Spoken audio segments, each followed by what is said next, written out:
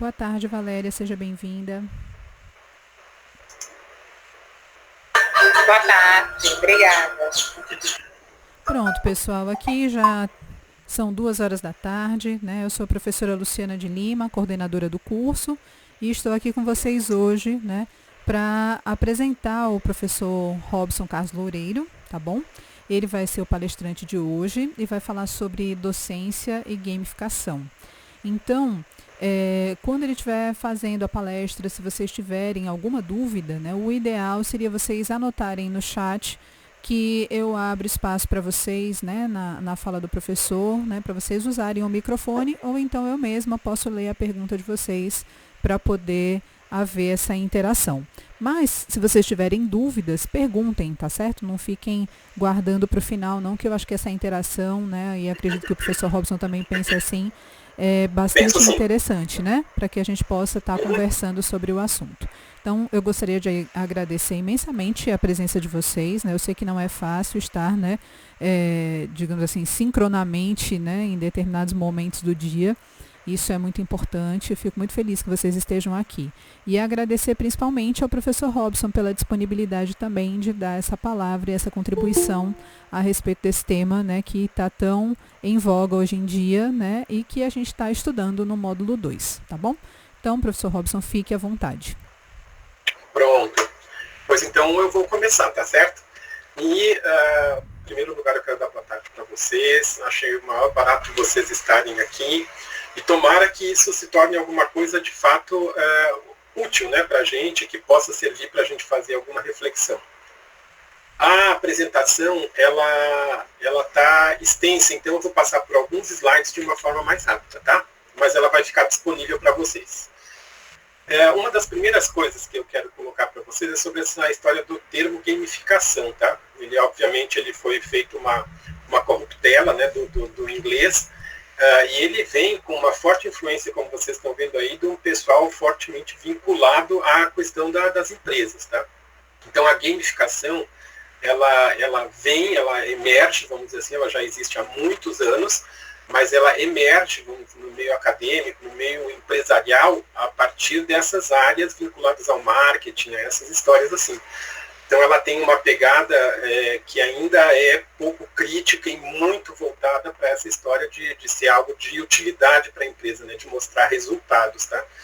Isso não desqualifica, do meu ponto de vista, a ideia de gamificação, pelo contrário, eu acho que a gente precisa efetivamente de algumas coisas, alguns elementos, né, do marketing para a gente trabalhar a docência. Eu acho que isso é bem interessante, mas é uma ferramenta, e como ferramenta eu acredito que nós precisamos nos apropriar dessa ferramenta com aquelas características que são mais vinculadas à tecnodocência, no caso, que é especificamente a tecnodocência me interessa mais do que a educação em si como um todo, tá? Então a gente chega num ponto da gente que a gente fica mais especializado, vamos dizer assim. E por isso eu preciso dizer para vocês que a ideia básica é essa: engajamento, que é o que está aí para a gente dar uma olhada, essa história de você chegar a objetivos, de você atingir metas. E isso pode ser feito efetivamente através de uma tecnodocência, de uma forma mais crítica, menos crítica, mais reprodutiva, menos reprodutiva, não importa. Bom, para vocês entenderem o diálogo que eu vou ter com vocês, eu não posso deixar de falar daquilo que eu acredito. Tá? Então, eu estou partindo do meu autor principal, que inclusive nas suas obras coloca, né, numa entrevista, diz: olha, o que eu estou oferecendo para quem vai me estudar é uma caixa de ferramentas. Né? O que olhar para o mundo, vamos dizer assim, a partir dessas categorias que ele pegou, que é o Michel Foucault, e originalmente profundamente crítico em relação às questões políticas, às questões históricas, às questões sociais e antropológicas. Tá? Então, o discurso que eu faço vem muito puxado disso. E aí, eu preciso dizer para você o seguinte: quando a gente que tem essa linha que eu tenho, não é, e que a Lu também, eu acredito que também se aproxima dessa linha, a gente olha para as coisas que nos são propostas e a gente sempre se pergunta assim: mas que discursos, né, que elementos de discurso foram veridicados, né, a palavra é essa mesmo, para que aquilo ali se torne uma verdade, seja uma verdade científica, artística, filosófica ou até teológica. Tá? São os quatro grandes campos, vamos dizer assim, do espaço acadêmico, né? Então, toda a conversa nossa vai ser muito em cima disso. Eu tenho 4 grandes focos de análise, que é a tecnodocência, a filosofia da tecnologia política, os corpos e, finalmente, a gamificação.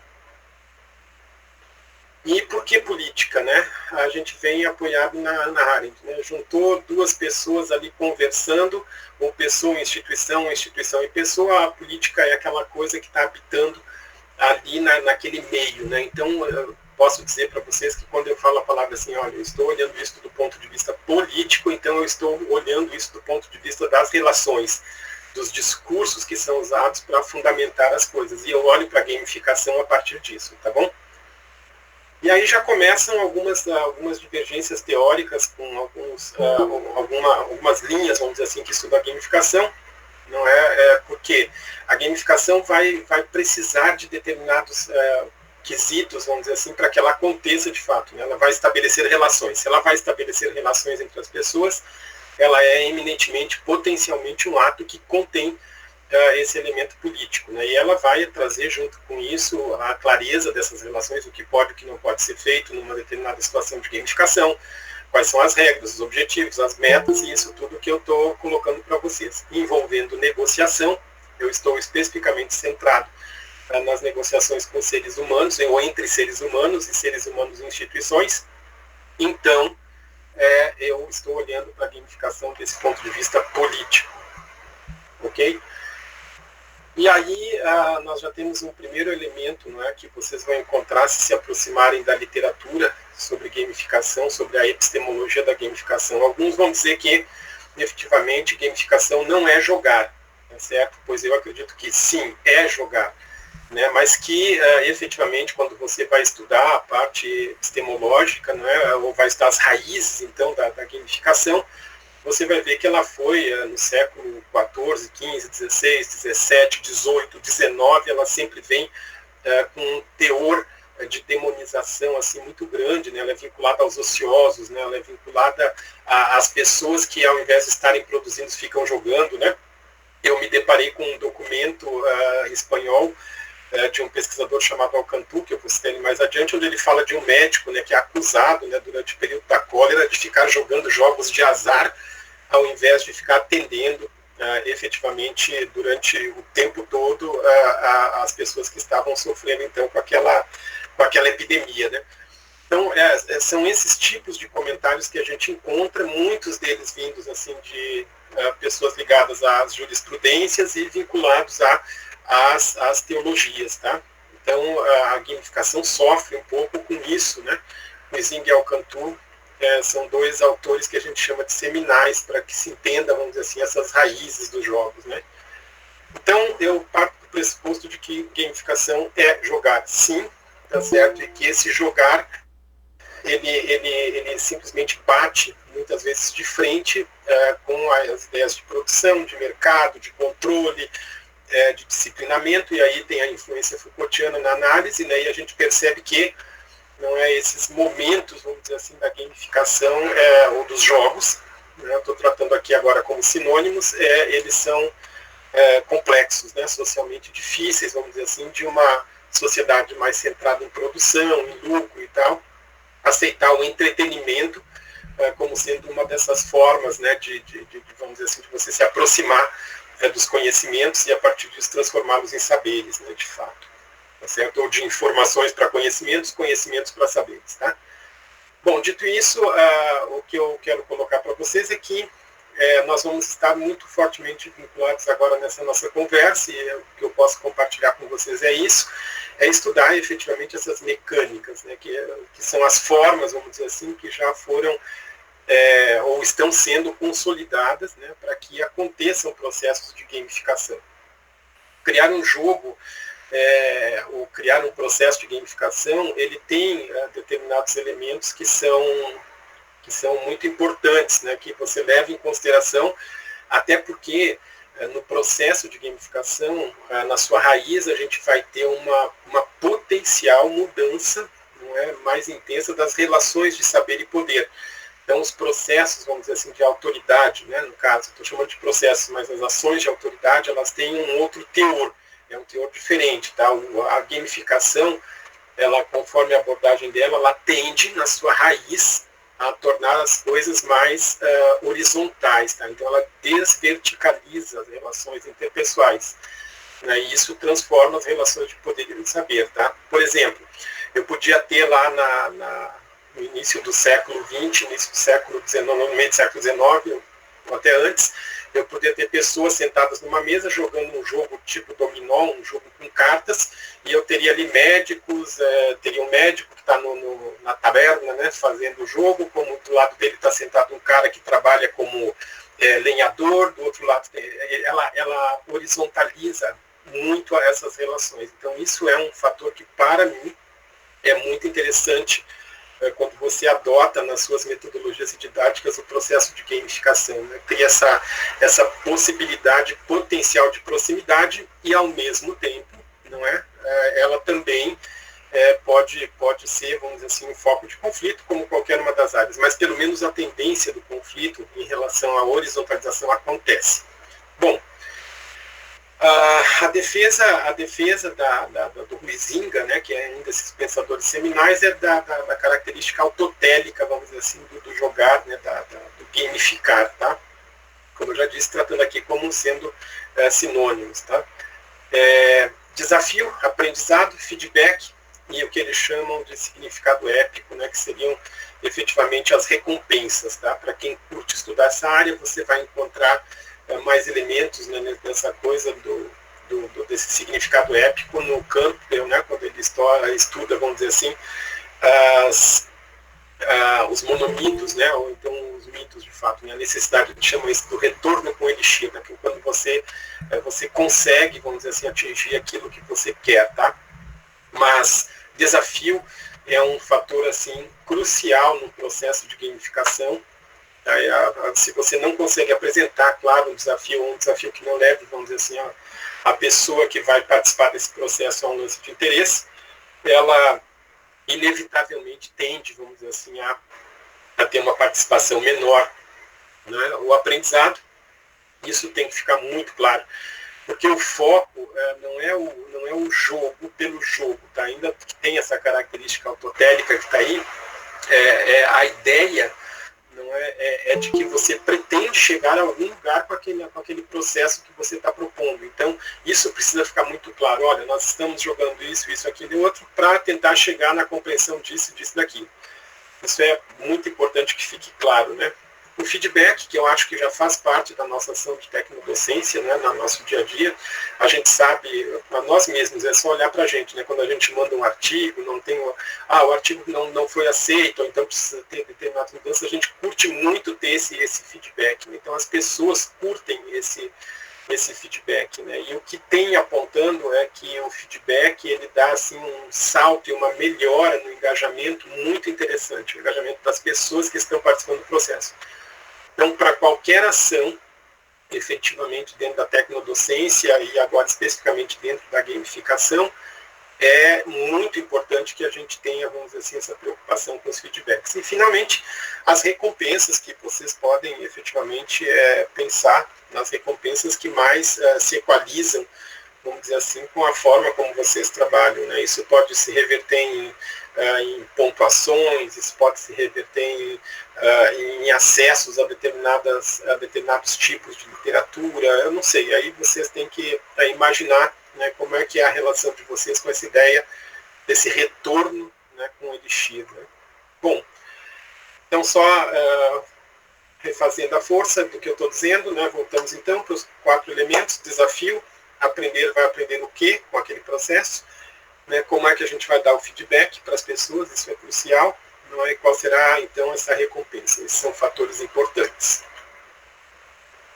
Bom, a ideia de recompensa, ela tem eu não vou poder ter tempo de aprofundar agora, né? Mas ela, desde os anos, no meu caso, né, desde 79, 80, assim, a ideia de recompensa, né, a estrelinha, né, que o americano gosta muito, o americano do norte, de dar para os alunos, né, sempre foi uma coisa profundamente questionada pela educação, tá? Então, pensar a recompensa é um fator assim bem importante, que você tenha um bom fundamento, né, para definir qual vai ser essa recompensa. Como eu escrevi aí para vocês, né, eu espero que esteja visível, a gente deu uma aumentada na letra, que estava muito pequena. Então, vocês terem sacarem assim, né, o que eu vou mobilizar, né, o que eu pretendo estimular, vamos dizer assim, com essa recompensa, um processo mais cooperativo, um processo mais competitivo, que nível de competição eu quero chegar, que nível de cooperação eu quero chegar. Eu posso pontuar, por exemplo, num jogo, não necessariamente o fato do fulano ou da fulana ter respondido ou ter conseguido concretizar uma determinada ação de gamificação, tá? E ter chegado ao resultado, mas eu posso pontuar no jogo a capacidade dele de chegar nesse lugar e ajudar os outros grupos também a chegarem nesse lugar. Então, isso tudo vocês podem ver como vocês vão trabalhar. O fato é que o que se tem observado, esse momento, vamos dizer assim, do significado épico no processo de gamificação, ele é muito crucial, tá? A gente se mobiliza muito para as coisas de acordo com essa recompensa, vamos dizer assim, que nós vamos ter. E eu não estou, de forma alguma, traduzindo isso dentro de uma relação efetiva de capital, por exemplo. Não é esse o caso, tá? Não é o lucro que eu vou ter com aquele processo, mas é outra história, tá? É a felicidade, a satisfação. Tanto é que eu posso pontuar em cima da ideia de colaboração e de cooperação muito mais do que ver quem cruzou primeiro a linha de chegada, né? Você cruzou a linha de chegada em primeiro, certo? Mas quantos você ajudou a cruzar essa linha também? Isso vem amparado na teoria de fluxo, né? O Csikszentmihalyi, tá? É um nome fácil da gente memorizar, né? Ele estuda e ele cria, vamos dizer assim, o flow, né? Aí estudo sobre a teoria do flow, do fluxo, flow theory, e mostra, vamos dizer assim, essa relação desse gráfico que vocês estão vendo aí, entre habilidades e desafios. O gráfico dele é um pouco mais complexo, mas eu acho que esse dá conta para o que a gente quer, né? Se eu tenho desafios muito altos, eu acabo gerando, vamos dizer assim, uma possibilidade de frustração. Desafios muito baixos, eu acabo gerando o tédio. Isso tem tudo a ver com as habilidades. Então, essa preocupação, vamos dizer assim, né, esse ocupar-se antes dessa questão é chave, tá?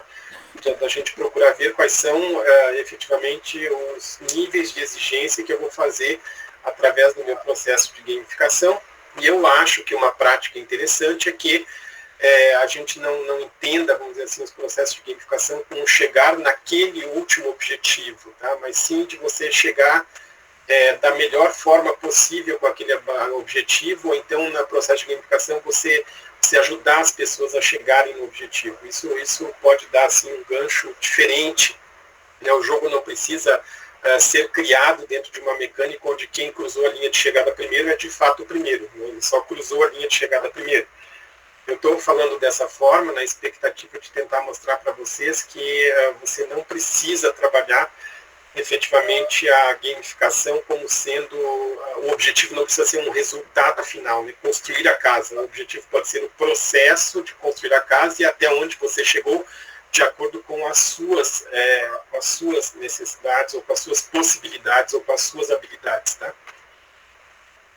Aí, então, existem alguns elementos, né, que são importantes ao se considerar, e vocês estão vendo a questão da aprendizagem, a mecânica que se vai utilizar, pensar em como é que você vai realizar esse jogo, né, os elementos de motivação e engajamento que você tem, e a narrativa, vamos dizer assim, para você conseguir fazer com que esse jogo aconteça, tá? Isso aí eu já quero deixar falado agora, uma coisa que eu vou ficar voltando, tá? Vai ser recorrente nessa nossa conversa de agora, que é exatamente o fato de que quando a gente fala assim, vamos começar um processo de gamificação em sala de aula, pronto.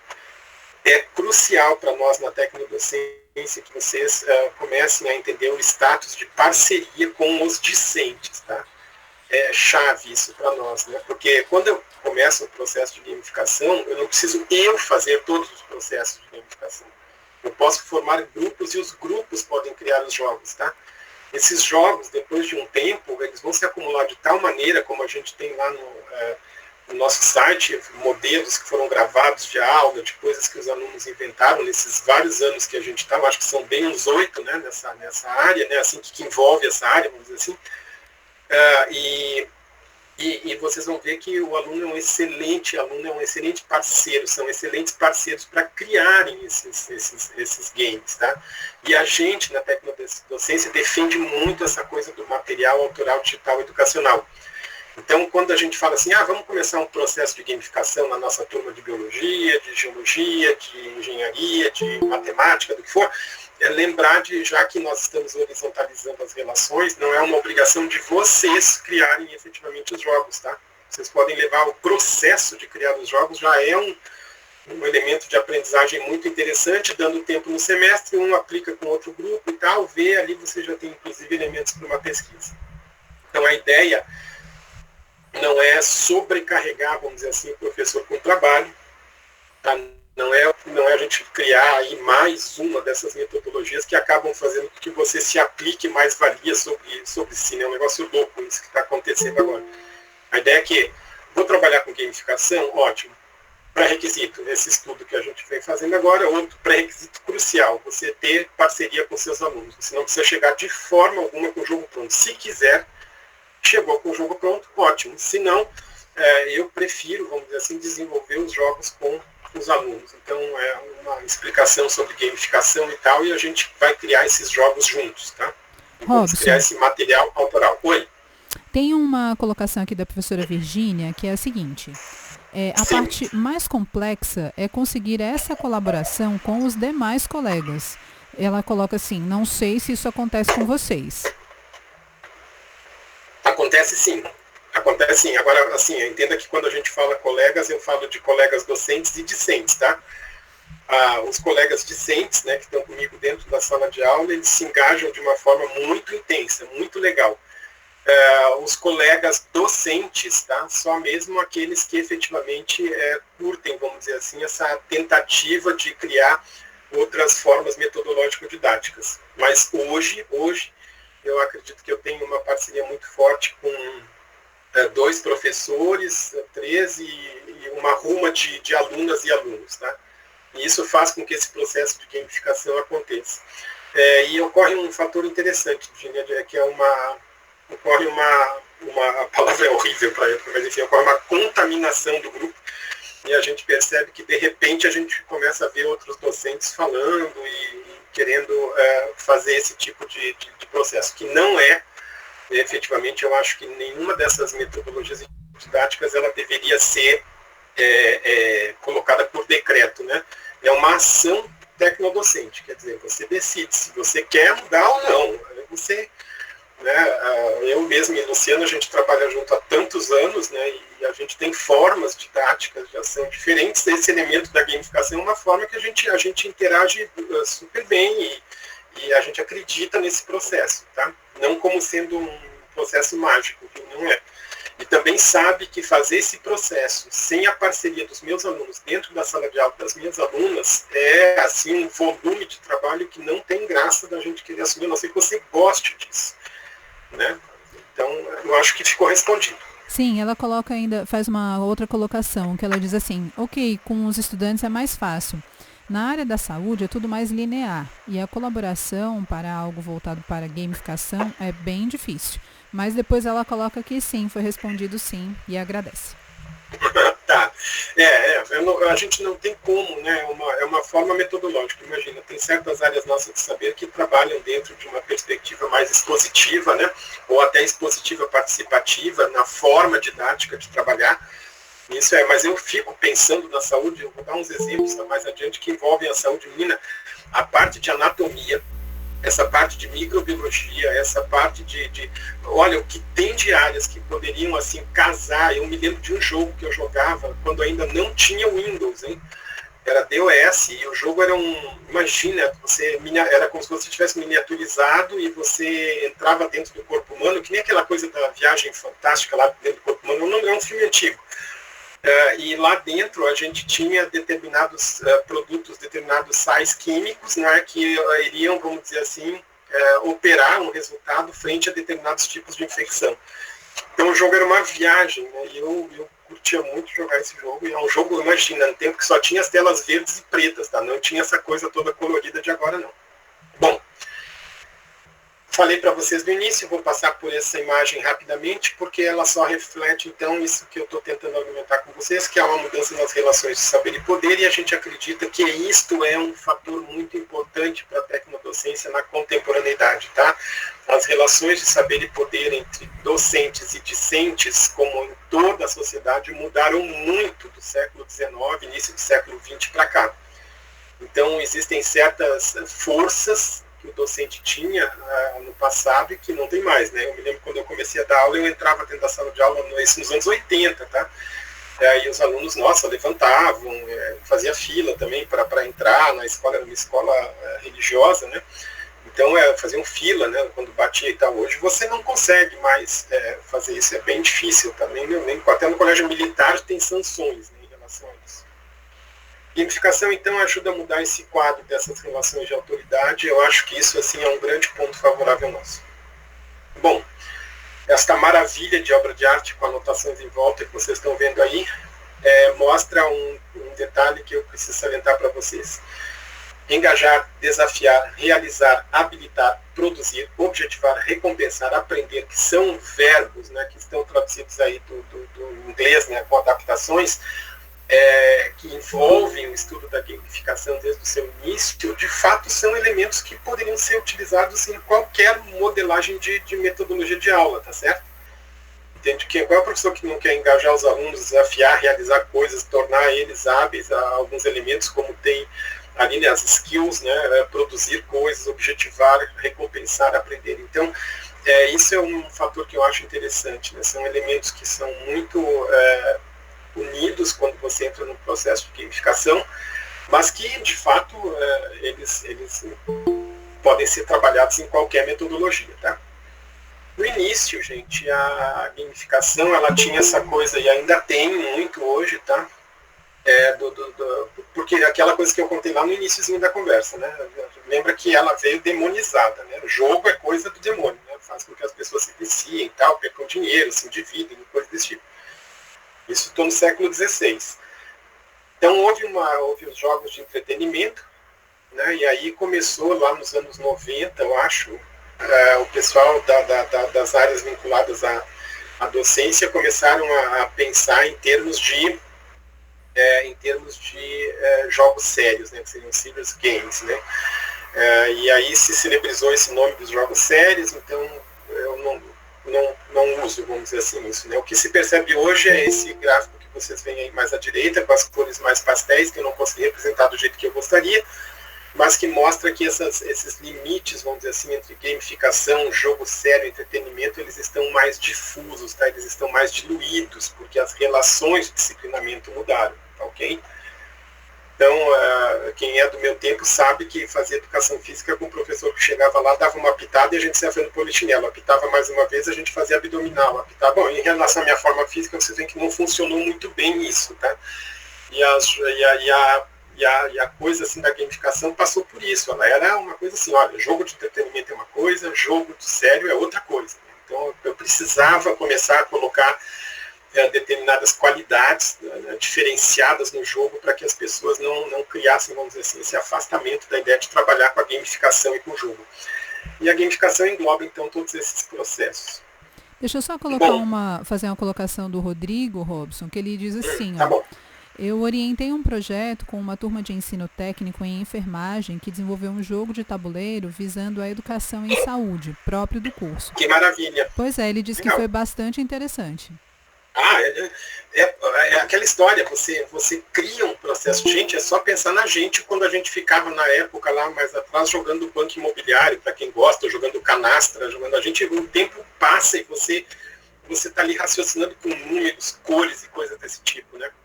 É muito interessante, tá? Ela tem limitações, mas não são... uma das principais limitações que eu vejo, já que você falou do jogo na enfermagem, que você vai ver quando você vai usar dentro de um período, que nós temos aqui na história nossa, nós somos escravizados com 50 minutos, né? Então a gente tem, vamos dizer, 100 minutos, às vezes fica complicado. Mas você fazer um game, uma gamificação que possa ser feita, sei lá, de casa, uma forma de estudo, coisas desse tipo, dão muita chance legal de trabalho. A gente tem um grupo de pesquisa que é vinculado ao FICAT, a Tecnodocência, que está estudando pesado essa coisa da gamificação, e ela, inclusive, bate muito forte contra essa coisa da nossa moldura, né, gerada pelos nossos currículos. Nossa vida decidida em 50 minutos, né? Mas parabéns, eu acho que vai funcionar. E vai melhorando o jogo, viu? Vai criando novos elementos para o jogo, criando outras dificuldades. O jogo ele pode ser modular, tá? É muito bacana os jogos modulares. Quando a gente usa isso no entretenimento, são joguinhos, esses de computador agora é cheio disso, né? Eu estava vendo agora, estou terminando de brincar de um jogo que eu gosto de brincar, e aí já tem um pack, vamos dizer assim, lá, uma história que você amplia o jogo, né, dentro do mesmo mundo. Então é bem curioso. Bom, deixa eu só fazer uma complementação, Robson, desculpa te atrapalhar, mas ele coloca que a coisa mais interessante que eu achei é que ele é professor do ensino médio e é de escola de educação profissional, né, que eu achei muito, muito interessante. Legal demais. A gente tem essa coisa, né, Branca? A gente tem essa... A gente também vem, viu? Eu passei pela pré-escola, 4 anos, né, professor de pré-escola, todo mundo aqui já passou por toda. Só nunca quis dar aula no último ano do ensino médio, que é o que a gente chama hoje, porque eu já sou meio doido e os alunos também são meio doidos, então ficava todo mundo muito doido e ninguém passava em vestibular, era terrível. Mas enfim. Aproveitar e fazer a pergunta da professora Wanda, que é assim, com que frequência recomenda-se o uso de games, né, sem banalizar o método? Tá. Não existe uma periodicidade, vamos dizer assim, que eu possa dizer a frequência, tá? Mas você pode montar todo um semestre com base em técnicas de gamificação, sem que necessariamente eles tenham que jogar em todos os encontros, tá? É uma postura metodológica. De outro lado, você pode criar uma ilha, né? No nosso caso, que a gente trabalha com uma disciplina que são 4 horas que os alunos ficam juntos, a gente pode pegar, montar, como a gente faz, né? A gente monta grupos, né? E esses grupos, vamos dizer assim, eles desenvolvem em algumas aulas um game, tá certo? Que depois pode ser aplicado para outros grupos, e a gente pode testar isso. Entenda que o lance da aprendizagem legal é que o fato de eu usar gamificação não quer dizer que eu não possa ter momentos expositivos, não quer dizer que eu não possa ter momentos mais, eu diria, mais formais ou mais claramente formais para fazer a minha tecnodocência, tá? Eu estou lá, faço a minha aula, falo das filosofias, isso e aquele outro, daqui a pouco eu viro para eles assim, olha, vamos trabalhar aqui de repente em cima de um jogo de xadrez ou de dama e vamos tentar ver aqui o que a gente consegue fazer aqui com esses materiais aqui, essas bolinhas preta e branca e esse negócio quadriculado, e que pudesse, vamos dizer assim, fazer com que a gente exercitasse o pensamento sobre a filosofia da tecnologia. Entende? Você cria ilhas, tá? Ainda tentando te responder, é isso. Não há uma periodicidade clara. Eu pretendo, antes de me aposentar, tornar o meu semestre todo gamificado, certo? Porque eu estou escolhendo isso. Como tem pessoas que querem trabalhar dentro dessa metodologia, como eu não curto muito, então não sei nem dizer o nome, Luciana. Como é que é essa que está super na moda agora? Metodologia ativa? Eu penso assim, uma metodologia inativa, metodologia é um caminho, né? Se for uma metodologia inativa, então passiva, o cara não caminha, né? Então não faz nada. Então eu fiquei pensando qual é a metodologia que não é ativa, né? Mas enfim, eu acho assim que você pode ter, vamos dizer assim, a gamificação como uma proposta metodológica ou como um elemento, vamos dizer assim, de um determinado período de tempo, que em geral vai ter que ser compensado fora do tempo de aula. 4 horas, pode dar um trabalho para eles, e eles criam um jogo, não é necessariamente você cria. Eles podem começar o semestre e uma atividade final pode ser, olha, eu quero que crie um jogo aqui sobre reconhecimento de peças anatômicas. Né? Pronto, você tem como fazer isso. Então, tipos de folha que existem no seu bairro, catalogações, outras formas.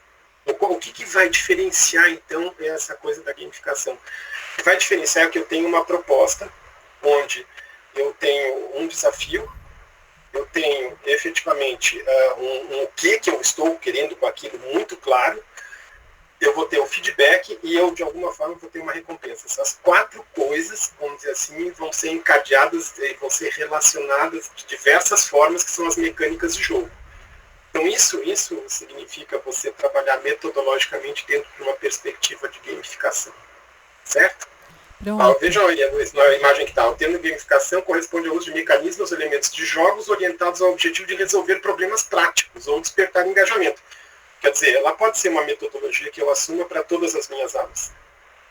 Pronto, deixa eu só colocar mais uma pergunta da professora Virgínia, que ela diz assim, ó, tem um aluno que criou... É a Virgínia Girão? É tu? É porque eu não enxergo a Virgínia Girão. Oi! Tem um aluno que criou um dominó com as combinações de articulações, mas tenho dúvida se esse dominó tem de fato as características de um jogo, com relação aos conceitos de um jogo. Essa é uma dúvida que julgo importante, entende? Ou se é só um entretenimento. Não. Ele tá, existem elementos de entretenimento, porque o pessoal vai ter que procurar as peças, efetivamente, mas a ideia de você trabalhar articulação com a ideia do dominó, porque a essência do dominó você articula, né? O número 6 com o número 6, fica o número 4 para o outro fulano vai ter que catar o número 4, encaixar aqui, se encaixar errado não rola. Entende? No caso do número é talvez mais simples, né? Mas é muito legal a ideia do dominó. Inclusive, nossa, já me vem ideias na cabeça, tipo assim, porque poderia ser também um puzzle, né? Vamos dizer assim, de encaixar as peças, tá certo? Mas, imagina que esse caminho do dominó tivesse que levar a algum lugar, ele teria que encaixar todas as articulações que são utilizadas para o fulano conseguir correr. Entende? Então, isso é uma forma entretida do fulano se aproximar daquele conhecimento. Aí como é que eu faço na hora do feedback? Aí ele é que vai me dar feedback. Eu vou chegar para ele e dizer assim, por que você botou essa peça com essa? Será que é esse manguito? Será que essa articulação mesmo que se une com essa outra para gerar tal coisa? Mas, sei lá, eu estou pensando numa coisa cinesiológica aqui.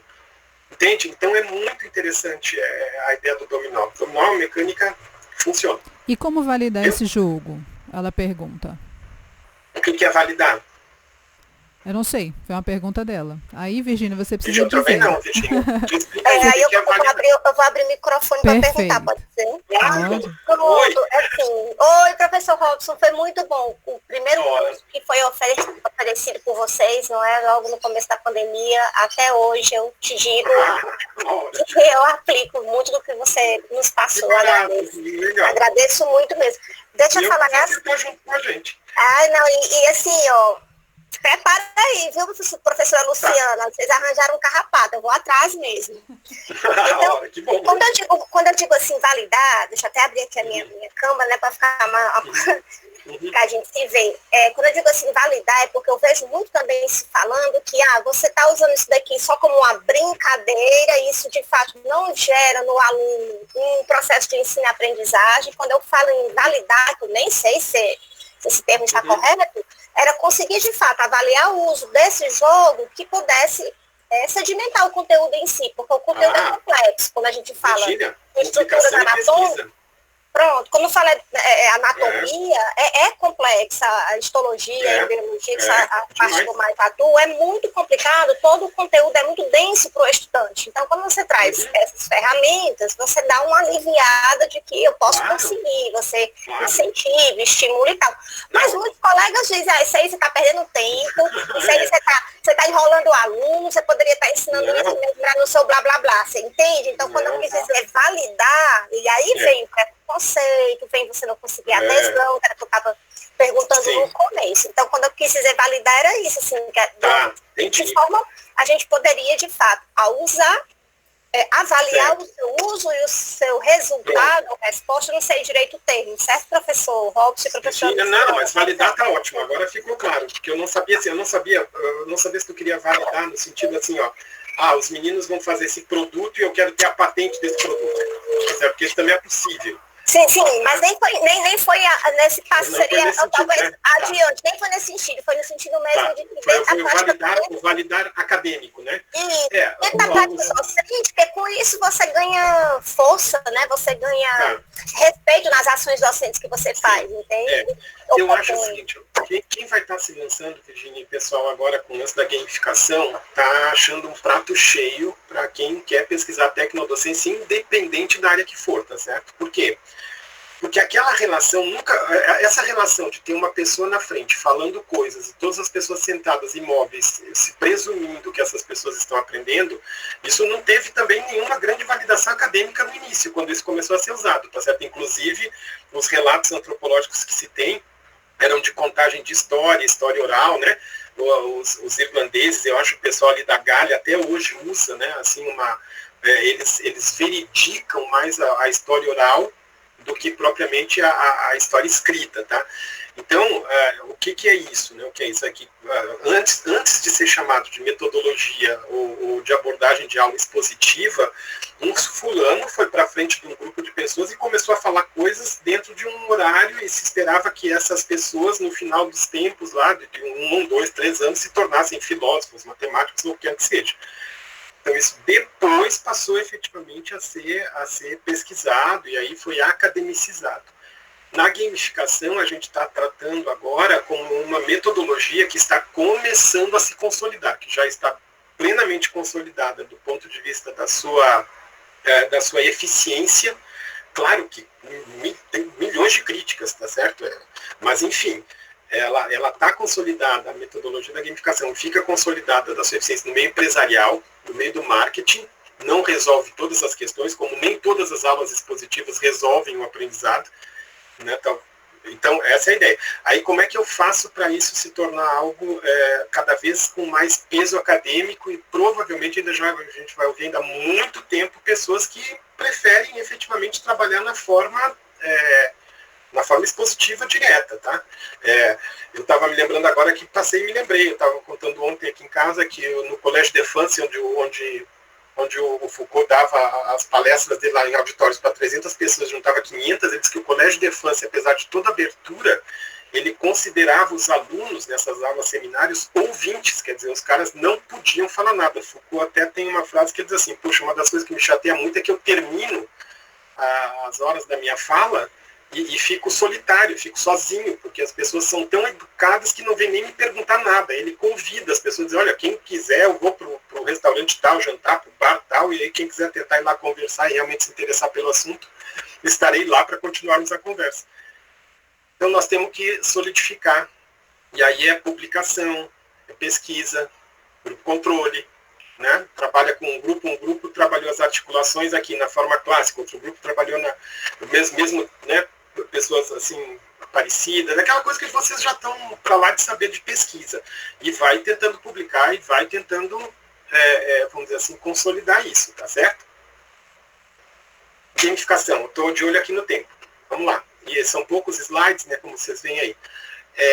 Gamificação tem que pensar em termos de estrutura, ganhos e perdas, sempre relacionado com consequências, tá? Porque isso aí é uma coisa interessante. Se você trabalha com coletivo, que é a sala de aula, as regras, vamos dizer assim, de ganhos e perdas, teoricamente, têm que ser as mesmas para todos. Agora, alguns podem ter alguns skills conquistados durante a própria gamificação. Por exemplo, olha, gente, quem conseguiu ajudar mais pessoas a entender essa questão das articulações, o fulano, você ajudou, tá.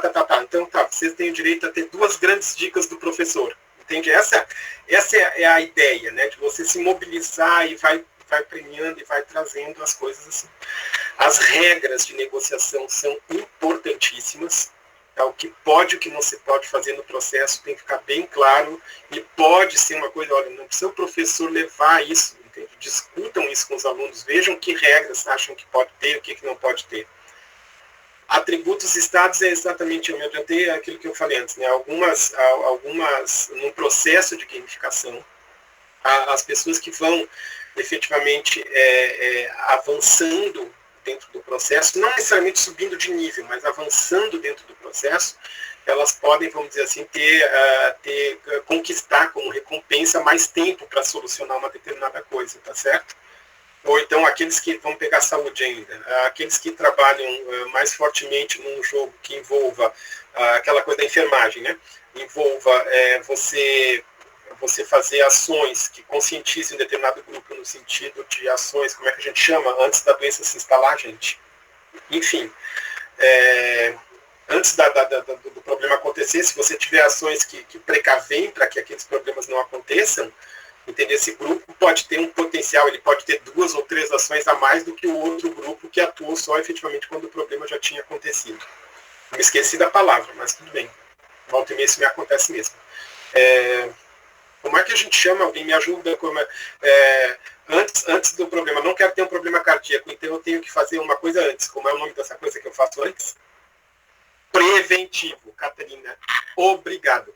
Pronto, entende? Numa mecânica de jogo eu posso valorizar as ações dos grupos que sejam preventivas, tá? E isso pode gerar algum benefício de tempo, alguma coisa assim. O grande barato da gamificação é que tem essa cenoura muito visível para o aluno. Qual é a cenoura que todo professor, mesmo os professores mais tradicionais, que não curtem mudar muito a metodologia, usam para manter seus alunos em sala de aula estudando? Vocês sabem qual é a cenoura? A sociedade pode ser analisada dentro dessas questões que a gente está colocando, certo? É uma questão de opção de metodologia. A cenoura, pois então pronto, gente, a cenoura que todo professor usa, mesmo sem saber, é a cenoura do diploma, da graduação. Se você não estudar bem na minha disciplina, você não vai passar, se você não passar, você não se forma, se não se formar, não se gradua. Então nós já trabalhamos com essa coisa da recompensa. O único problema é que a nossa recompensa está lá na Austrália, entendeu? Na cabeça dos alunos. E eles estão muito mais imediatos do que a gente pensa. Então esse é um ponto-chave. Né? A Mirella concordou comigo, né? É uma cenoura, né? Quer dizer, eu sinto muito, vocês podem não curtir muito a filosofia da tecnologia e tal, mas vamos ter que dar um jeito de conviver, né? Outra peculiaridade é introduzir de forma consciente o elemento sorte, tá? Mas isso aí vocês decidam quando estiverem fazendo os processos de vocês, porque algumas pessoas curtem mais, outras não. O que se tem de concreto é o seguinte: quando você tem de alguma maneira o elemento sorte, tá? O elemento probabilístico, claro, assim, esse acaso, isso de alguma forma gera um tempero. É isso que aqueles caras lá de trás que pesquisaram a gamificação, pesquisaram os jogos, né, os entretenimentos, essa coisa é muito sedutora, né, de você ter momentos, vamos dizer assim, onde o acaso pode de fato ajudar. Isso, de alguma maneira, impulsiona o engajamento da teoria de fluxo, que foi estudada pelo Csikszentmihalyi e Anthony Hayek. Bom, aí, depois de todo esse preâmbulo de 40 minutos, a gente chega na gamificação, né, de fato. Né? Então, o que da gamificação a gente quer mostrar para vocês hoje? Tá? Nós vamos falar sobre mecânicas de jogo. Opa! Mecânicas de jogo. O que são as mecânicas de jogo? São linhas gerais de negociação que depois precisam ser agregadas com regras. Vamos tentar entender isso melhor. Elas são uma forma de você criar um padrão de ações, que nem quando você está, sei lá, jogando pila, por exemplo, ou sei lá, jogando carta. Tá? Então, você sabe, o fulano compra a carta, coloca a carta, olha, só pode ficar com X número de descarta outra carta, então baixa um jogo e tal. Isso é uma mecânica de jogo, tá certo? Essa mecânica de o que pode ser feito, em que momento, a gente chama isso de turno. Tá? Alguns turnos são mais complexos, outros menos complexos. Alguns gamers gostam de jogar jogos com turnos assim, de 5, 6 ações, outros não têm paciência para isso, aí depende de cada um. Mas como vai se dar o jogo é a ideia da mecânica. A gente botou no YouTube e tem lá uma exaustiva, né, acho que alguns de vocês talvez já tenham visto lá, são 10 vídeos sobre essa coisa da mecânica de jogo, certo? Então eu vou avançar, mas são 51 mecânicas de jogo que se tem assim registro de utilização. Hoje nós vamos trabalhar com essas 51. A gente vai mostrar para vocês, pelo menos no tempo que der, umas 8. Lu, tu quer que eu vá até que horas? Até as 2h50? Robson, é até as 3, tá bom? Tá, mas tem o lance das perguntas, né? As perguntas estão sendo feitas no decorrer, aí não tem problema, você pode ir até as 3. Tá bom, então vamos lá. Então nós temos 8 mecânicas de jogos que se celebrizaram como sendo as mecânicas de jogos mais utilizadas. Quando você opta por ter uma mecânica de jogo, você não obrigatoriamente você tem que ficar dentro de uma única mecânica, tá? Um jogo ele pode conter mais de uma mecânica de jogo, mas em geral, e não absolutamente, em geral, elas existe uma espinha dorsal da mecânica de jogo. As 8 que a gente tem, assim, uma notícia de ter mais utilização é a mecânica do draft, deck building, area control, pusher look, né, que é forçar essa sorte, set collection, a colocação de azulejos, né, ou de telhas, né, tile placement, o worker placement e o action building, que é uma das... o nome é diferente, mas é leilão, né? Então eu preservei esse nome em inglês só para caso você, sei lá, procurem em alguma literatura e tal, vão encontrar esses nomes. Então, vamos ver o que é isso aqui, o draft, por exemplo. No draft, né, você tem um conjunto de objetos. Esse daqui não dá para vocês enxergar aí não, né? Ou dá? Não, tá muito pequenininho. Tá, né? Tá. Esse aqui eu não tive como comentar não. Mas o que é esse draft? Né? O draft é o seguinte, ó, você tem um conjunto de objetos, né? Tem um conjunto de alimentos, tá certo? Isso aqui eu já estou pensando em termos de uma aula de gastronomia, por exemplo. Eu tenho um conjunto de alimentos e tenho 5 grupos, né? Então o grupo vai lá e pega um alimento. Tá certo? Aí o grupo 2 depois vai e pega um alimento. Então, o que for o primeiro grupo, ele sempre vai ter a chance de escolher os melhores alimentos. Os alimentos, eles não estarão todos em número suficiente para todos. Isso é importante saber, tá? De repente, eu tenho, no conjunto, eu tenho 5 grupos, mas eu só tenho 3 tomates. Né? Então, os 3 primeiros grupos que conseguirem se mover vão pegar os 3 tomates, provavelmente. A não ser que algum não queira tomate, ele vai ficar para o quarto, certo? E a ideia desse jogo é assim. Olha essa mecânica. Você escolhe uma determinada coisa, depois que você pega essa coisa, você efetivamente vai ter que jogar, vamos dizer assim. Você vai ter que fazer um prato, entende? Isso pode ser feito, de repente, com produtos químicos, produtos de limpeza de um laboratório, conjunto de procedimentos para a ação de um laboratório, regiões geográficas, plantio. Né? Eu posso dizer, olha, a terra que nós estamos estudando aqui dá para plantar milho, arroz, soja e etc. Ótimo. Então, o primeiro grupo que vai para a escolha, ele escolheu soja. O segundo grupo escolheu arroz. Mas eu só tenho 3 sojas, eu tenho 5 grupos. Então, não adianta, tá? Os 5 não vão conseguir. E aí nós vamos ter que ver quais são os melhores elementos para serem plantados naquele tipo de terreno. Será que está dando para entender, por exemplo, o que seria um jogo de draft? Né? Você tem objetos, você tem coisas que não estão no número que vai conseguir, porque senão não teria um jogo, no caso. Né? Se todos pudessem escolher a mesma... todos têm 5 tomates e 5 grupos. Aí perde um pouco o que acontece. 5 tomates e 5 grupos, o tédio aumenta, porque mesmo que eles tenham a habilidade de fazer comidas com tomate, o desafio é muito pequeno, porque todos vão ter tomate. Então, aquele gráfico que eu mostrei para vocês antes, lá do tédio e da frustração, tá certo? Então, isso é uma mecânica de jogo que pode ser utilizada para você fazer um montão de coisas, entendeu? Dentro de uma docência, né? Então, isso é o draft, tá certo? Vamos adiante. Isso está pequenininho aqui, mas depois vai ficar grande. Eu dei um exemplo aqui nesse draft inclusive envolvi o IRA do pessoal para saber quem é que ia ser o primeiro a escolher, vamos dizer assim, a história. Mas o exemplo aqui não foi gastronômico, não, foi outro. É porque a mente da gente acaba ficando treinada em pensar gamificação, certo? Então, o deck building, né? O deck building é diferente, tá certo? No deck building, você vai construindo os seus aparatos aos poucos e vai negociando esses aparatos. Então, qual é a diferença do draft? O draft eu tinha lá um conjunto de objetos e tive que ir se pegando. No deck building, não. No deck building, você vai adquirindo esses alimentos a partir de relações de troca com os outros, tá certo? Em relações eu não tenho um buffet onde eu vou pegando as coisas, não. Eu tenho um grupo vai ter isso, outro aquele, outro, e os grupos vão ter que interagir e vão ter que fazer alguma coisa com aqueles materiais. Por exemplo, uma regra de jogo. Vou pegar aqui elementos de construção da matemática, por exemplo. Eu tenho diversos fragmentos de fórmula, tá certo? E os grupos vão ter que pegar esses fragmentos de fórmula que vão estar em cartões, e aí vão ter que montar uma fórmula para calcular uma determinada coisa qualquer lá, sei lá o quê. Então eles precisam trocar com os outros, né? Mas peraí, qual é a palavra na fórmula que está me faltando? Ah, é tal. Ah, pronto, eu troco com você sim, mas só está me faltando esse, então eu vou lhe dar.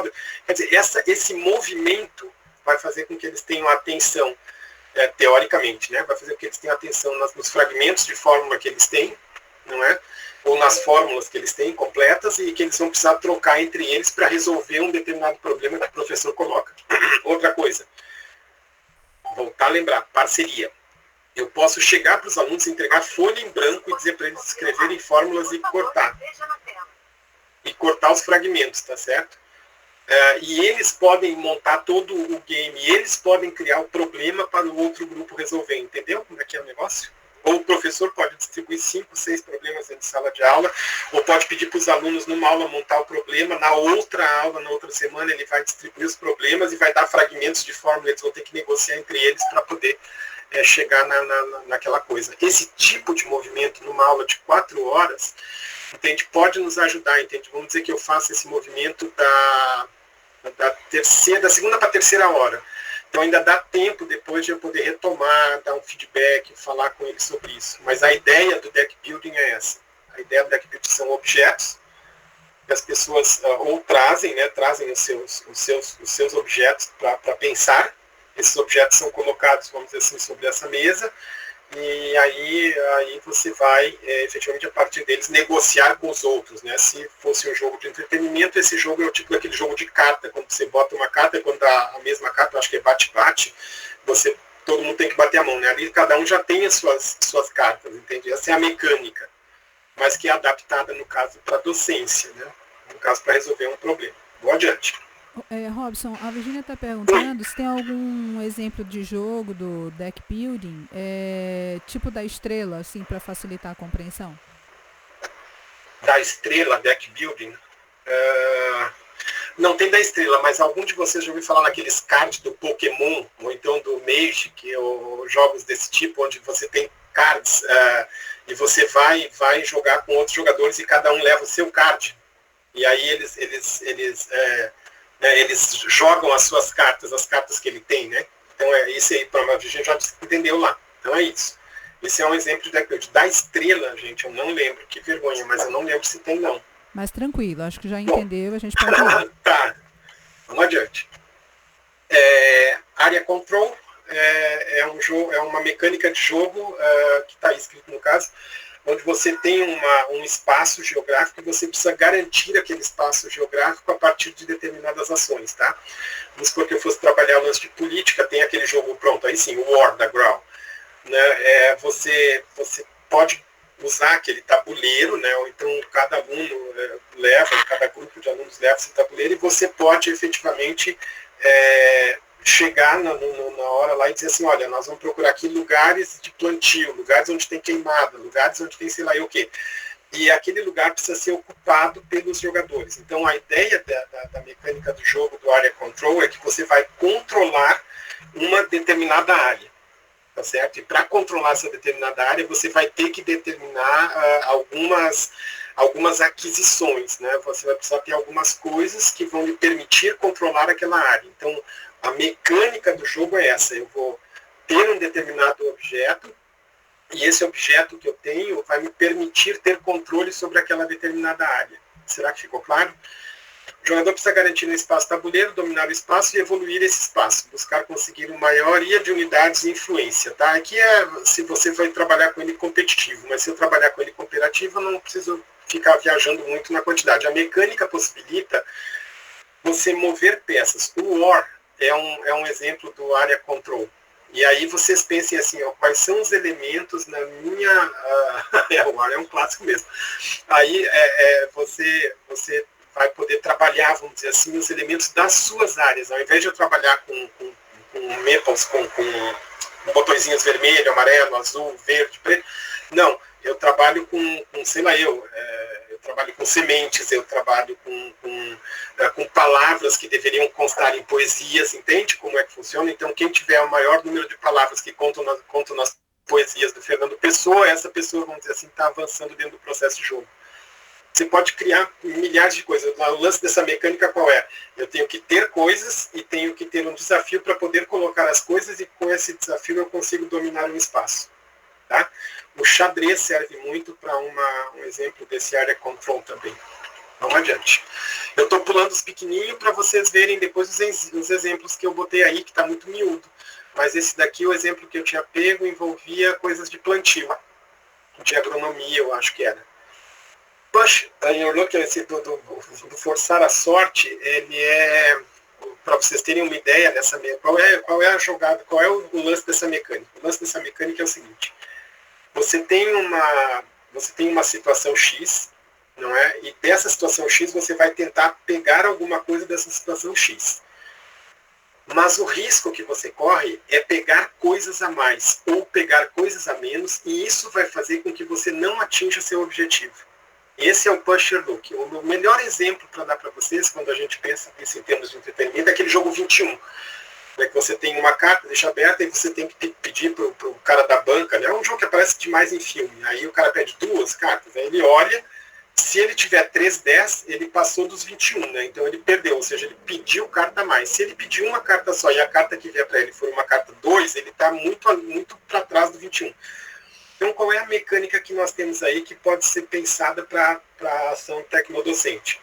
É você ter uma mecânica e ter um tipo de interação com seus alunos, onde eles têm alguma coisa já com eles têm um conhecimento efetivo com eles, e eles têm como pedir mais conhecimentos para outros. Mas a regra, eles não podem extrapolar esse conhecimento. Se eles extrapolarem esse conhecimento para alguma informação que foi além do que deveria ser, então eles não conseguiram avançar muito bem no processo. Ficou claro? Vou tocar para frente, certo? Esse é o Pusher Look. Robson, a gente já chegou às 3 horas da tarde, tá bom? Mas eu acho que em mais 10 minutinhos, acho que dá para a gente falar sobre todos, não dá? Então pronto, dá sim, dá no finzinho já. O Set Collection é uma mecânica também bem tranquila de ser usada na tecnodocência, bem legal, porque envolve você colocar o pessoal a campo, seja no virtual ou seja no orgânico, né? E eles têm que, vamos dizer assim, construir coleções. Essa é a ideia da situação desse game, né? Ele trabalha muito com a ideia de tempo. Todos os jogos trabalham muito com a ideia de tempo, os que eu dei de exemplo para vocês até agora. Então eu dou, 24 horas para eles conseguirem juntar poesias de determinado estilo, ou determinadas obras literárias, entende? Então, o Set Collection é isso que ele faz. Ele tem essa mecânica de você ir buscar, não é essa possibilidade de você colecionar coisas, como o próprio nome diz. Aí o exemplo que eu dei aqui era sobre o que mesmo? Eu botei ali, está bem grande, né, que é para vocês verem o tempo. Pronto, ó, por exemplo, peças necessárias para se construir uma bicicleta. Vamos dizer que eu não queira construir uma bicicleta, mas vamos dizer assim, fórmulas necessárias para eu explicar como é que um sujeito se equilibra sobre uma bicicleta. Vocês têm 30 minutos para colecionar as informações de física necessárias para isso e depois explicar para a gente. Entenderam como é que funciona? Esse é o Set Collection. Ele pode colecionar informações, fórmulas, teorias e tal, e ele tem um tempo para fazer isso. E nesse tempo a correria acontece. Aí depois baixa a poeira e aí vamos ver se de fato a coleção que ele juntou é suficiente para explicar a ideia do equilíbrio para quem anda de bicicleta. Esse estilo aqui, essa mecânica da colocação de azulejos é uma mecânica curiosa também, tá? Você não tem um tabuleiro. Tá? Você não tem um tabuleiro, você tem de fato uma construção de tabuleiro para conseguir fazer com que a coisa aconteça. Então a brincadeira aqui é conseguir as informações, tá certo? Isso é uma mecânica de gamificação e que na docência, tecnodocência, você usa demais, tá certo? Você usa muito. Você precisa chegar num determinado processo de cura. Muito bem, que azulejos eu vou ter que colocar até que aquele procedimento de cura de fato aconteça? Ou de compreensão daquela doença? Que elementos eu preciso colecionar, né? Por exemplo, quando você faz uma anamnese de uma situação de saúde de alguém, por exemplo, você faz uma espécie de tile placement, né? Você vai juntando os azulejos, e aí, a partir dessa junção de azulejos, você vai conseguir compor, vamos dizer assim, efetivamente sua anamnese. Veja que ela é uma mecânica, tá certo? Que também é muito, muito parecida do Set Collection, já que eu dei o exemplo da anamnese. O que vai diferenciar é o tipo de abordagem que eu vou fazer, tá certo? Num deles, eu tenho aquilo que eu preciso colecionar para... estou na anamnese. Num deles eu tenho uma série de características que eu preciso colecionar para poder fazer aquele diagnóstico. No outro, eu não tenho eu não sei que doença é. Eu vou juntar os azulejos para tentar entender a doença, tá certo? Ou a pessoa, tá? Essa é a diferença. Mesma coisa na questão da física de juntar pedaços de fórmula, tá? Eu já tenho as fórmulas lá, ele só vai sair colecionando, vai ter que buscar. Na outra, ele precisa criar as fórmulas para poder chegar lá. Ele precisa criar as telhas ou os azulejos, tá bom? Esse é o tile placement. O worker placement, nós já estamos se encaminhando para o final, vai dar tempo, pelos 10 minutos que a gente ganhou. É muito similar ao anterior, entretanto, agora eu não estou mais trabalhando nem com objetos que estão sendo me oferecidos para que eu faça a coleção, e nem tampouco são azulejos. Agora é o trabalhador, é a pessoa que precisa, vamos dizer assim, ganhar determinados skills, determinadas habilidades para poder realizar aquela coisa. Certo? Essa é essa mecânica aí. Essa mecânica, vocês veem que o textinho dela inclusive é um pouquinho maior, porque ele vai ter, você vai ter as pessoas, no caso, e essas pessoas elas vão se colocar em determinadas situações para resolver um determinado problema, mas elas só podem se colocar naquela situação se elas estiverem com um determinado nível de habilidade para aquilo, tá bom? Então essa é a ideia do worker placement. Você trabalha sobre as características das pessoas ou das peças que você vai usar para realizar determinadas atividades. Um exemplo muito legal disso são em cursos que têm forte ênfase interdisciplinar, pelo menos de raiz. Sistemas digitais, tem programador, tem desenho, tem o cara que autora, tem o fulano do áudio, tem... Quer dizer, cada um desses trabalhadores, eles têm uma habilidade. Então, se eu estou pedindo, se o grupo decide que vai fazer um vídeo, né, que trabalhadores ele precisa juntar para poder fazer o vídeo? Então, isso vai implicar em negociações entre eles, tá, para poder montar as equipes de trabalho. Ah, mas o meu grupo só conseguiu um programador e um cara que desenha à mão. Ótimo, então vamos pensar que tipo de produto a gente pode fazer, né, com esses trabalhadores que eu tenho, tá bom? E, finalmente, o Action Bidding, acho que é o último mesmo, o leilão, tá certo? E é o leilão. Né, ao leilão. Como é que funciona o leilão para nós? Né? O leilão para nós funciona assim, né? Você tem um objeto, esse objeto vai precisar ser conquistado. Para conquistar esse objeto, o fulano vai ter que dar algo em troca. Esse algo que ele dá em troca pode dar a condição de ele ter ou não ter o objeto. Essa forma de relação, ela tem vários tipos de abordagens, porque existe o leilão aberto, o leilão de preço fechado, o leilão fechado, o leilão de maior valor. E essas formas, elas se manifestam. Por exemplo, se eu fizer aberto, como é que funciona? Todas as pessoas, para conseguir resolver um problema, apresentam as suas soluções. Tá certo? Isso é uma mecânica de jogo. Apresentam as suas soluções. Qual é a mecânica que apresentou a melhor solução para um professor ou um grupo de outros que estão olhando? Ótimo, aquele ali, então pronto, aquele ali tiveram aqui direito àquela recompensa. No leilão a preço fechado, né, que é o termo que se usa, e aí eu já coloquei os termos traduzidos. Você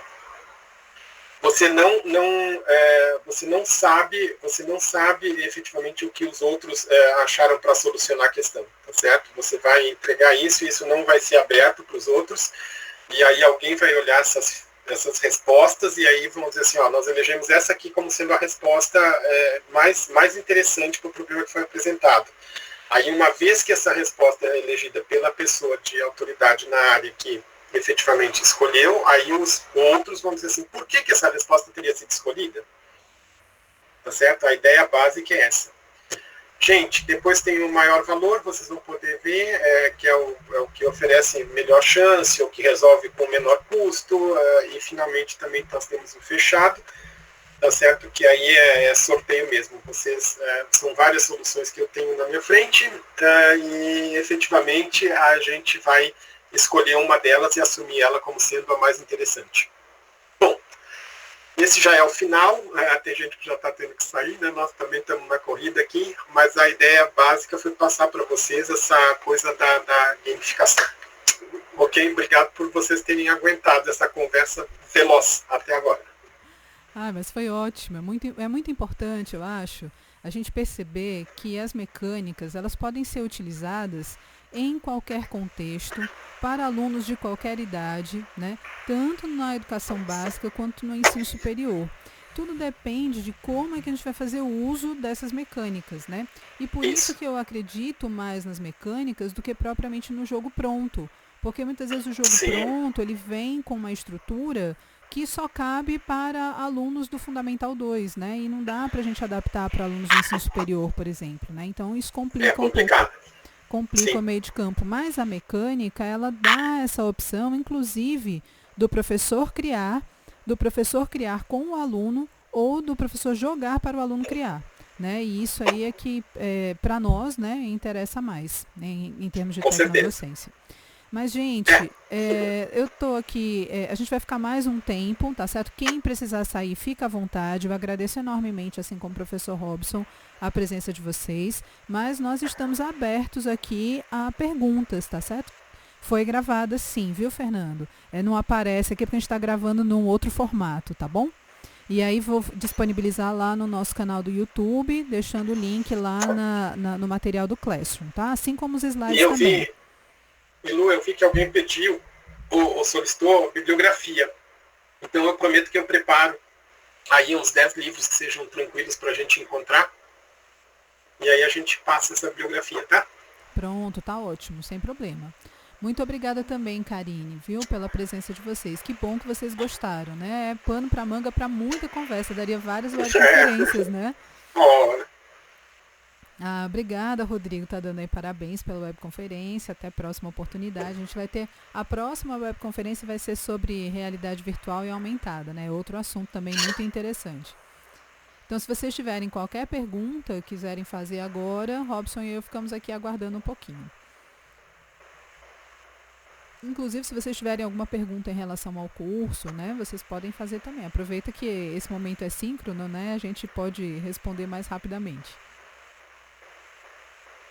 Não, Carla.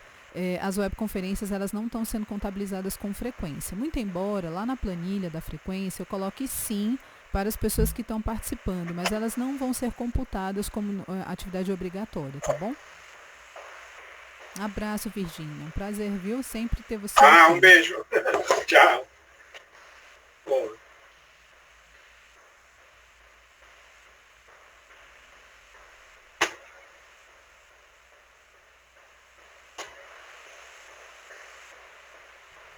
Muito bacana. Eu adorei a forma como você colocou, Robson,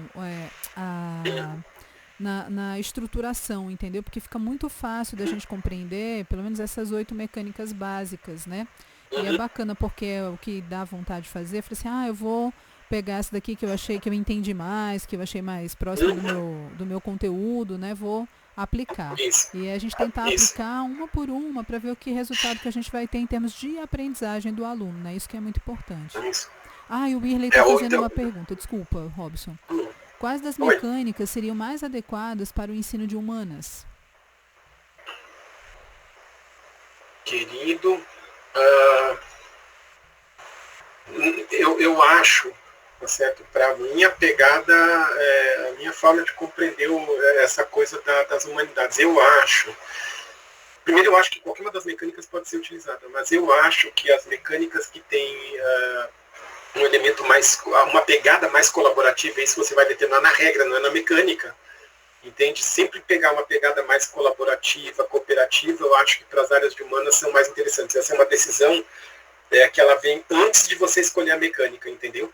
Mas, por exemplo, como é que seria um work placement cooperativo, vamos dizer assim, na área de humanas, né? Eu estou trabalhando com uma determinada comunidade, aí tenho determinadas pessoas que vão ter que achar o seu papel dentro daquela comunidade, só para ter uma ideia, um exemplo.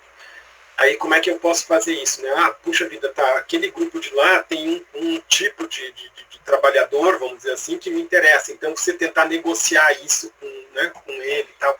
Mas não há efetivamente uma mecânica de jogo que seja efetivamente que eu possa dizer, pelo menos posso dizer, que é a mais indicada. Eu curto muito uma que não está entre essas 8, que é a do Role Playing Game, né? Então eu trabalho muito com Role Playing Game e a minha área é da área de humanas, tá certo? Mas eu poderia usar qualquer uma delas, eu acho. Tem uma que a Malena fez aqui, ó. Vocês costumam escolher o objetivo e depois a mecânica ou o contrário? Escolhe a mecânica e depois o objetivo? Não, o objetivo primeiro. Todas as coisas que envolvem efetivamente os aspectos de conteúdo, né, que é o grande foco da história toda, né, o que eu quero trabalhar, aí depois a gente vai olhar as mecânicas e ver qual é a mecânica que melhor vai se adequar, ou pelo menos qual é a mecânica que você vai, para você se adequar. Eu ofereço essas mecânicas, eu digo, pessoal, o objetivo aqui do nosso trabalho hoje é esse aqui. E aí tem várias mecânicas de jogos aqui, a tarefa dos grupos é criar os jogos. Vocês escolhem uma mecânica para chegar nesse objetivo. Entende? Massa. Em geral é assim. A Lu tá colocando uma dica de jogo aqui. O jogo do método, para quem trabalha com iniciação científica. É de tabuleiro e no formato print and play. Ainda não jogou, mas está de olho. Se alguém já usou, eu gostaria de saber se é bom. Você já usou, Robson? Não. Eu também nunca joguei. Mas já vou correr atrás também, hora, muito legal. Nós vamos olhar, né? Isso. Programa de sábado, hein? Exato, do jeito que a gente gosta de jogar. Muito bem. Aí o Zé Filho coloca assim, muito boa apresentação. Quando tentei o mestrado, meu projeto era justamente os alunos do curso de informática, com auxílio da disciplina de programação, construírem jogos de matemática para ajudar os demais alunos de outros cursos que geralmente possuem uma certa dificuldade com a matemática, em uma escola profissional. Bacana, né? Genial. Genial. E tem relatos disso, assim, de resultados muito interessantes. Agora é aquela história, não é mágica, né? Se o cara também não curtir porque o jogo envolve matemática, aí dá licença, né? A gente não tem como fazer essa postura, não tem esse místico ainda, né? Mas exato. Assim, eu acho que dá um push bem legal, nossa. Muito bom. E a Malena coloca também assim, vocês sugerem algum jogo para conhecermos e servir de inspiração para a criação? Eu sugiro, Branca, o pessoal sabe que a gente é casado, né? Não, acho que não. Pois pronto, eu falo Branca, Lu, Luciano, tá? Porque eu tô aqui no escritório e a Lu tá no outro ali, né? Tá certo? No adaptado, né? Mas é o seguinte, ó, a gente curte muito um jogo, Malena, que a gente acha assim 10, que é o Tokaido, né, Branca? A gente curte demais o Tokaido. E o outro que é o Concept, são 2 jogos assim que a gente acha bem interessantes, né? E depois, se tu quiser, a Luciana sabe quais são os jogos para escrever o nome, Tokaido. Ou então vai no YouTube e bota assim, gameplay do Tokaido. Aí vai aparecer os caras lá explicando como é que o jogo funciona e você vai ver como é que ele é. Ele tem uma vibe muito interessante. Muito bacana. Agora, Malena, esse jogo Tokaido, depois que eu joguei pela primeira vez, eu tive vários insights dentro da mecânica de jogo dele para trabalhar com matemática, que é a minha área de base, né? E aí, assim, falei, nossa, dá para trabalhar com geometria espacial, dá para trabalhar com geometria plana, dá para trabalhar com álgebra, né, alguns elementos. Então, é uma mecânica que é muito interessante você tentar adaptar. E o Concept, que é esse outro que ele está falando, também é muito interessante porque trabalha com elementos conceituais. E qual área do conhecimento não trabalha com conceito, né? Então, é bem bacana. Eu escrevo já aqui para você. Tem a Wanda, que assim, já que falou assim objetivo, ao final do curso seremos capazes de criar jogos? Depende, Wanda, né? Depende da sua vontade de criar, né? A gente está dando aqui para vocês alguns elementos que possibilitam a criação. Essas mecânicas que o Robson está apresentando são ferramentas. A questão do livro-jogo também, né, que a Juliana está trabalhando, é outra ferramenta que não requer muito conhecimento, nem tão pouco conhecimento de programação, né, para você fazer. Então, depende da vontade que você tem de colocar isso na prática, né? Então, olhando, observando essas questões, né, essas ferramentas e tentando aplicar a sua área de conhecimento, eu acho que você tem condições de fazer sim. Mesmo porque os nossos alunos da tecnodocência, quando trabalham com livro-jogo na disciplina, eles têm, assim, uma aula de 4 horas, né, porque a gente começa de 2 e vai até às 6, para poder aprender o que é um livro-jogo e construir o livro-jogo deles, né? Eles não têm muito tempo a perder, não. Então, eles conseguem sair da aula, cada grupo com o seu livro-jogo. Então, não é uma coisa difícil. E tem uma outra pegada também que eu acho bem legal, eu estou querendo puxar no curso que os meninos estão levando de gamificação, é o lance de você olhar assim, o que eu tenho, né, que eu sei trabalhar. Eu tenho aqui um monte de PDF, eu tenho um fórum, eu tenho um ambiente virtual que eu uso, que sei lá, o Google Classroom, o Solar, o que for, eu tenho pronto. Então esses são o meu material. Que jogo eu posso criar com esse material, entendeu? Isso para mim é uma vibe, inclusive, do nosso grupo de pesquisa, né? A gente tem agora o desafio para os meninos é o seguinte: olha, muitas pessoas têm banco imobiliário, tem War, tem não sei o quê, tem jogo de dama em casa, sabe? Aquelas coisas assim. Muito bem, eu junto as peças e os tabuleiros de tudo isso, o que eu consigo fazer com isso, né? A mesma coisa com o que a gente tem virtual, entendeu? O que eu posso olhar para um fórum, para um chat, ou para uma coisa que eu coloco no YouTube e diga para o pessoal assim, como é que eu posso encaixar isso numa mecânica de jogo? Né? Isso é bem legal, é um exercício bem massa. E outra coisa que eu acho bem valiosa como dica é assim, eu estou muito interessada, né? Então eu vou pegar uma mecânica dessa e vou ver de que forma eu posso trabalhar os meus conteúdos, né? Aqueles que eu trabalho, e vou criar um jogo a partir disso, né? Então, isso mesmo, crie o seu jogo e jogue, né? Aquilo que você criou para saber se funciona, né?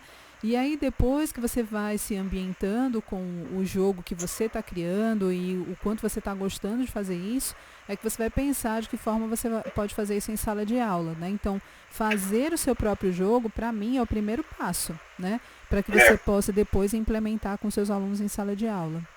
E chegar para eles e dizer, né, de, olha, gente, tá aqui um jogo que eu fiz, vamos brincar nessa aula sobre isso aqui, fez, mostrou e tal, diz assim, pois agora vocês têm um semestre aí para se reunirem em grupos e terminar um jogo até o final do semestre. Façam um jogo com o conteúdo que vocês estão aprendendo, entendeu? Eu acho que ajuda demais, assim, demais.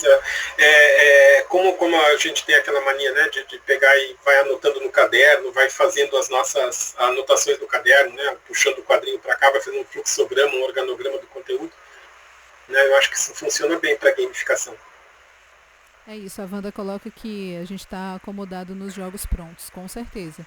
E às vezes a gente fica exigindo, né? Mas eu queria um jogo assim, com essa característica bem específica, e a gente não acha. Aí quando a gente não acha, tem que ir atrás de fazer mesmo, não tem jeito. Você sabe que eu aqui, assim, eu tenho muita, mas eu não me lembro de ter usado, desde 1984, quando eu comecei a trabalhar com aula, um jogo educativo. Né? Sim. Entendeu? Eu tenho muita dificuldade, muita. Agora, botar a meninada a fazer jogo em cartolina, olha o novo, em papel, em PowerPoint, Word, Excel, o que for, isso sim.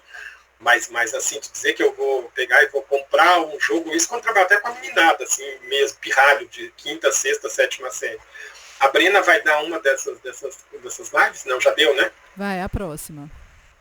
Pronto, a Brena, por exemplo. Pergunte para a Brena o que eu fazer, porque ela foi minha aluna na 5ª série, 6ª série, 7ª série, 8ª série. Entendeu? Quase matava eles lá dizendo assim, nós vamos fazer aqui um jogo sobre a Revolução Industrial. Se vira aí para criar o jogo agora e mostrar para os outros. Entendeu? Era bem legal. Isso faz uns anos já, né? Eu acho que é anos 90 isso.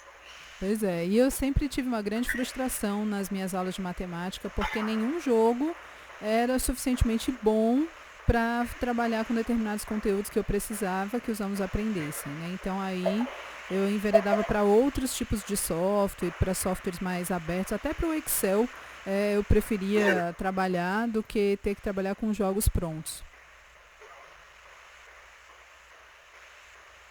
É isso. Mais alguém com alguma pergunta?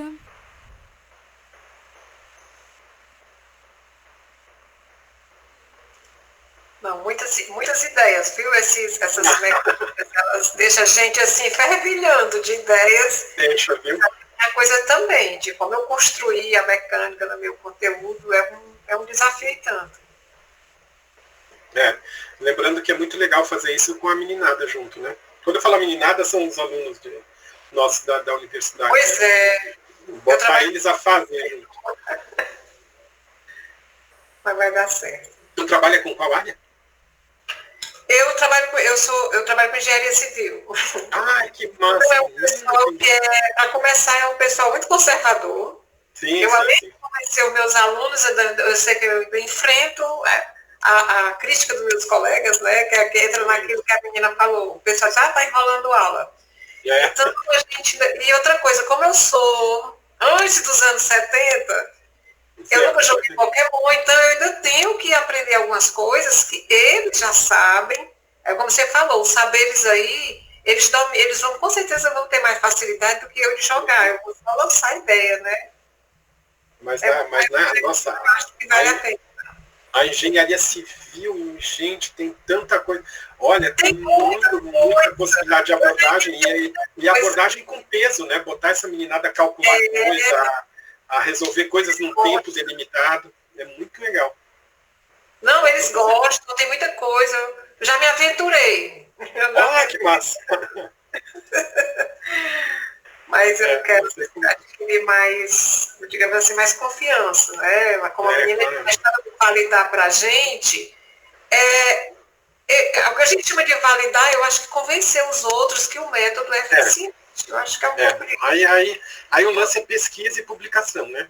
No nosso meio é isso aí. Né? Por isso que eu pedi as referências. Tá, foste tu. Pronto, eu não vou me esquecer não. Eu tenho alguns que eu já deixei aqui, mas depois eu boto. Esse aqui é mais chato de encontrar, mas qualquer coisa a gente escaneia. Tá vendo? Esse aqui, não sei se tu enxerga daí.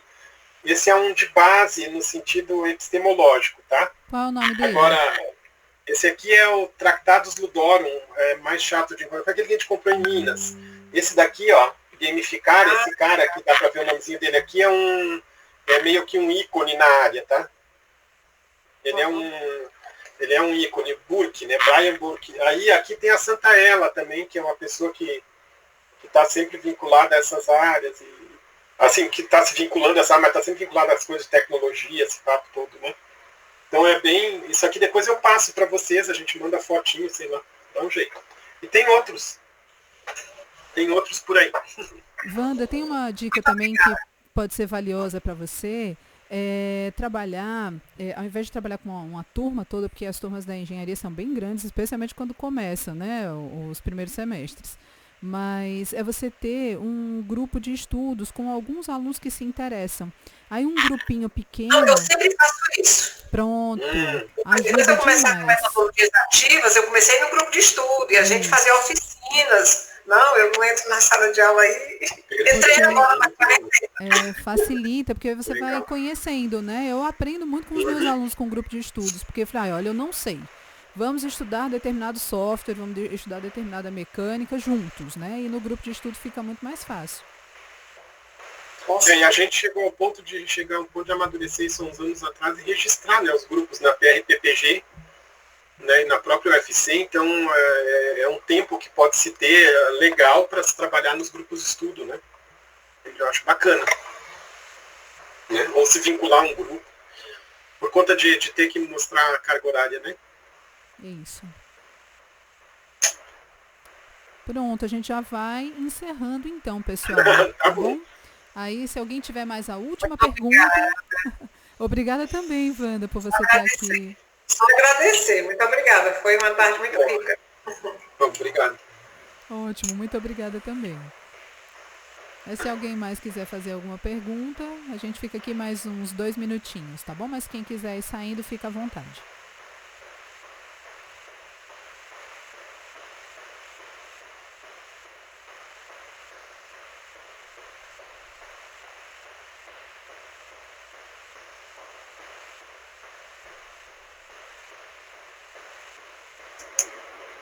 Eu tô aqui ainda, certo? Tá certo, sem problema.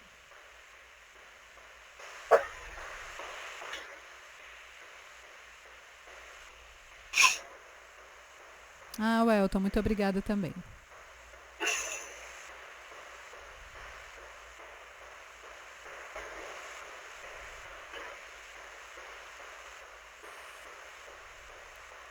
Obrigada, Analine. Boa tarde.